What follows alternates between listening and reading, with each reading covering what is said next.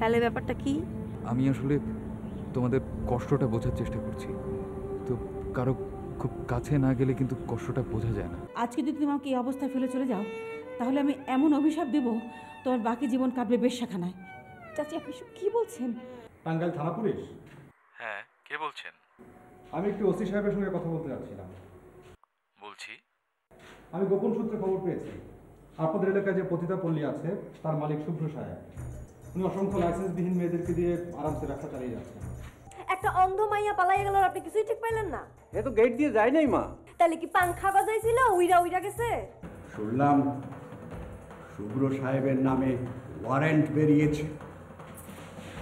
আপনি কি করে জানলেন? এসব কথা কি চাপা থাকে? আমরা আজকে এখান থেকে চলে যাচ্ছি। কেন? এই জায়গাটা তোমার যোগ্য না। আমি তোমাকে নিয়ে একটা নতুন রাজ্য করব, সেখানে তোমার জন্য একটা রাজপ্রাসাদ করব, তার নাম হবে পরিমহল।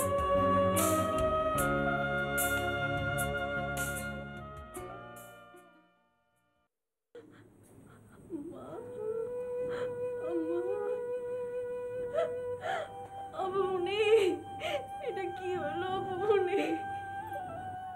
আম্মা এটা কি করলো?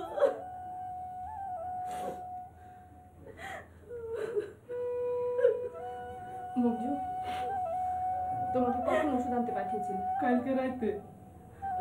তখন তুমি আমাকে কেন বলনি? আপা মনে আমি তো এত কিছু বুঝতে পারি নাই। আমরা যেমন একটা কাম করবো এটা আমি একটু বুঝতে পারি নাই। আমার তো সব শেষ হয়ে গেল, আর আমরা কিছুই করতে পারলাম না। আপনি ভাইজানরে মোবাইলে খবর দেন, খবর দেন ভাইজানরে। হ্যালো। এটা কি শুভ্র সাহেবের বাসা? জি, আপনি কি বলছেন? আমি থানা থেকে ওসি বলছি। শুভ্র সাহেবের নামে ওয়ারেন্ট আছে, উনি কি এই মুহূর্তে বাসায়? উনি গত 5 দিন ধরে বাসায় ফেরেননি, ওনার মোবাইল ফোনও বন্ধ। উনি কি অফিসে থাকতে পারে? বলতে পারবো না। শুনুন, আপনার সঙ্গে যদি ওনার যোগাযোগ হয় তাহলে আপনি ওনাকে বলবেন যে ওনার হ্যালো হ্যালো ওনার মা আর বেঁচে নেই।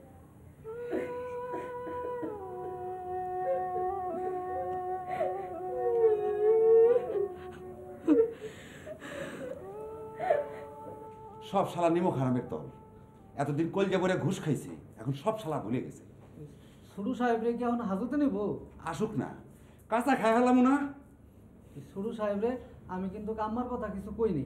ভালো করছস, এমন কি এসব কথা কওয়ার সময়? চল দেই ছোট সাহেবের কি অবস্থা।